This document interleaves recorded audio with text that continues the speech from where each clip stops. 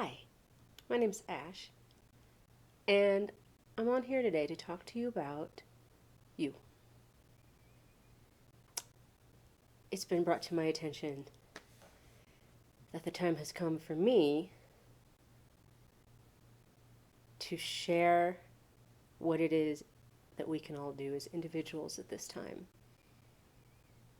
And it begins with me shining my light, turning on that beacon that we all have, and simply letting you know that you have one too. And if you can imagine all of us turning our lights on and being the beacon for each other, what a wonderful world this would be. And who am I? I'm just a person who's been working on spiritual work for about 30 years, who has spent a lot of time reading, watching videos, watching tarot readers, watching YouTube videos, listening to podcasts.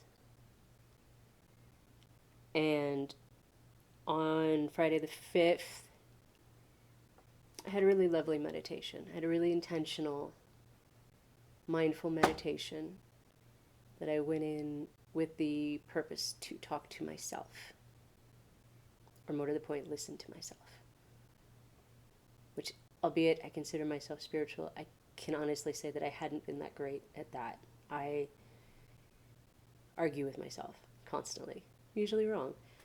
And to get over that little bit of fear that in fact there is an aspect of self that came first, that is here all the time, and that's true for all of us. And that's what she said to me. Turn on your light. Commit to it. Share what you have. Am I saying anything that nobody has ever said before? No. But I don't know about you. I know for me that I've heard that message a million times in different ways. And I'm getting it now. So that's why I'm here. So maybe something I have to say, or a way that I say it, or the time that we're here together now is what you need to hear it. So that's what this is for. I think you've noticed that there's a lot going on right now. And I'm not going to get into all the hows and the whys, because I feel like you can do that. You can do that research. You can do that feeling, that knowing, that observing. But more importantly, in line with what we're talking about, what can you do for you in all of this, for now and for the future? And I don't know if you've heard the term or the usage of the word pendulum in terms of energy exchange. The pendulum has no construct around good or bad. The pendulum moves because energy is making it move. And if you get involved in that pendulum, whatever that is, you get caught up in it. So an example I have, you can be a person who loves Donald Trump, you can be a person who hates Donald Trump. But as long as both of those energies are happening, this pendulum keeps going. And the way it stops is you stop giving it energy. So stop giving energy to pendulums that are not in your best interest for the higher good. To help everyone realize that we can all sit down, shut up, and listen to ourselves. And see what the next steps are. The next step might be no step. To just sit and be quiet and listen. When we do that, when we practice that, and then we go out into the world and we're protesting, or we're able to go back to work, or we're having conversations, difficult conversations, those pendulums are swinging, yes? Which pendulum is good for you? They're not all bad. Let's say you're at a protest and the energy's heightened and it's pulling you away from your grounding. It's pulling you away from your peace, from your reason for being there. Because other people's reasons for being there may be aggressive. This is an example. But you don't have to get on that pendulum. That doesn't mean that you're not involved. It doesn't mean that you're not being active. I caution you against being coerced. Maybe a way to look at pendulums also is, are you being coerced into something that you don't believe in? Try not to do that. Realize that you're doing it. Stop doing it. Sit down. Shut up. Listen. Get out of there if it's unsafe. Always. The image I got during the meditation about the energy right now is sort of like if you've ever been water skiing and you fall. You know how you have this propensity to hold on to the bar and just get dragged across the water? That's not in our highest good. Letting go is in our highest good. You're safe. Getting pulled across the water and beat up doesn't help us. Let go. Come to a stop. You'll rest in your life jacket. You have your life jacket. It'll stop. You can recollect, and then you can move forward.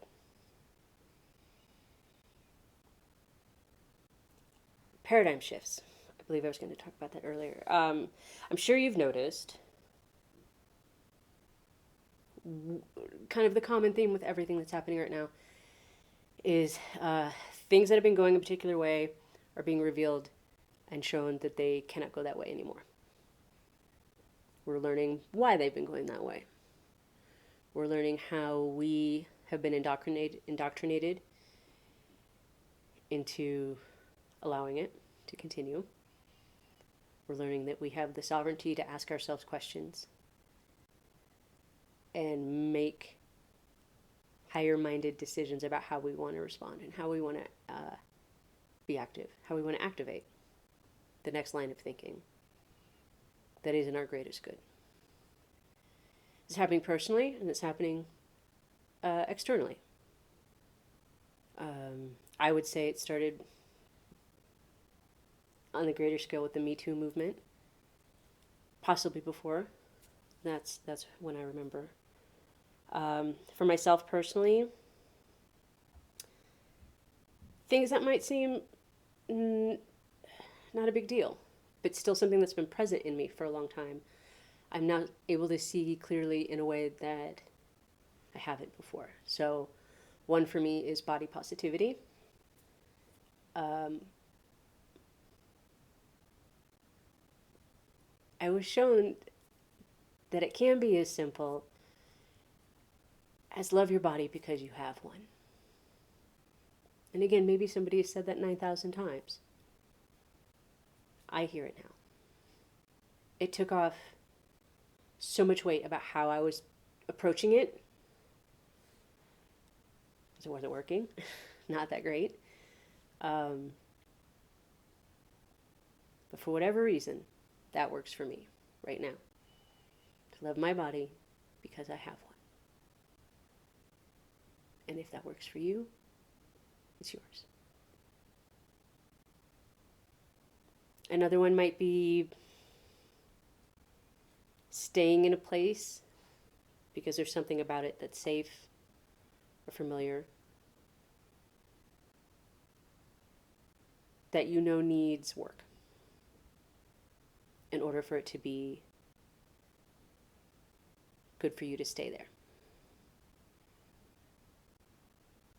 And that when you make it about yourself, when you make it about your higher good and what you really want to be surrounded by, what is really precious to you? Do we have to keep making these sacrifices or these compromises that really aren't true or fair compromises? Is it because we're not communicating?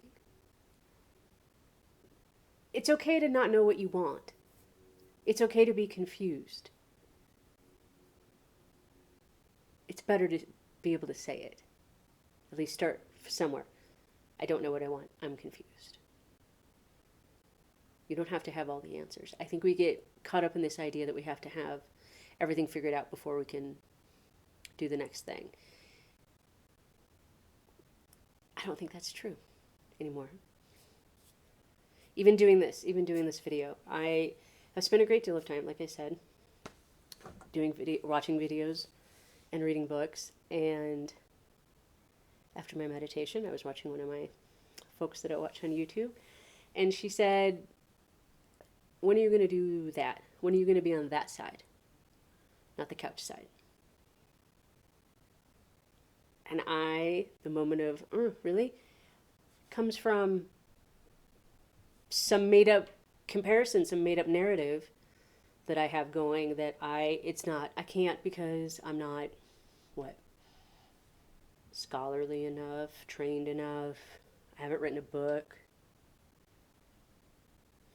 I actually don't know if that's true for them, most of them. They're doing it because they realized or were shown that they needed to shine their light. So they are. So I am. And I do believe that it's as easy as making that decision to do it. And I believe that by doing so and committing to it, and that means keeping it as a focal point, maybe not right here all the time, but right here. I choose at this point in time to go about my world from the perspective of shining my light and being a beacon to those who are guided to me, and conversely me to them. See, even that felt good. It's a really good time to shuck the things you don't need anymore. It's a really good time to get quiet, get purposeful, get mindful, give good attention to the things that you find precious. Let me see if I talked about everything. Oh, a really good way to practice this. Actually, let me just tell you how we got to this. End of last year was very hard for me. We had time off from work, and for all the reasons, for whatever reasons, I spent that 2 weeks, majority of that 2 weeks, pretty much laying in bed drinking. And drinking is something I've struggled with for a long time. I know when it started. I know why it started. But knowing that hasn't been enough. Or it hasn't been the right angle, in any case.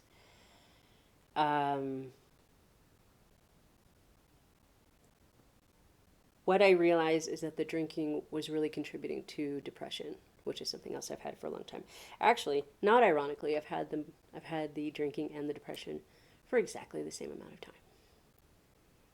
So I have been sober all year, and it's been very easy. And I think the reason it's been easy, maybe because I identified for myself the thing that needed to be identified. I wanted to feel better. I was tired of feeling like garbage. And the thing I said to myself is, how am I contributing to this feeling? And it's been great, actually. I highly recommend it. I get the fear behind not wanting to do it. I get that there are different reasons, and I get that there are different challenges. I just want you to know that there's nothing but good things that come from it, if that's something you're interested in. Something else that came up for me was some health issues. I was have a sensitive bladder, and I was having ulcer pain.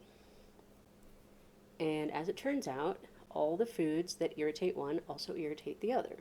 So after speaking with some doctors and doing some physical therapy, I learned that I needed to stop drinking caffeine in all forms. I needed to stop drinking carbonation. I needed to stop drinking alcohol. Ooh, already done. No chocolate. Knock off dairy. knockoff vinegar tomato. And ironically, I've been making kombucha for 2 years. And the kombucha had to go. As much as I was doing it for my health, it was not helping me at all. So the end result of all of this is that I feel great, I sleep great, I'm not dependent, and I have more of an ability to think about and do, what do I want to do? What do I want to do today? It's the weekend. Or whatever. I can do whatever I want because I'm not drinking and I can't drive, or I'm not hungover and I feel like shit. So many good reasons to pay attention to yourself and ask yourself questions about how you can be your best self. So I think that's it for today. Thanks for listening. Please be well. And message for you from Spirit for today is let go of the want and be receptive to the guidance. Thank you.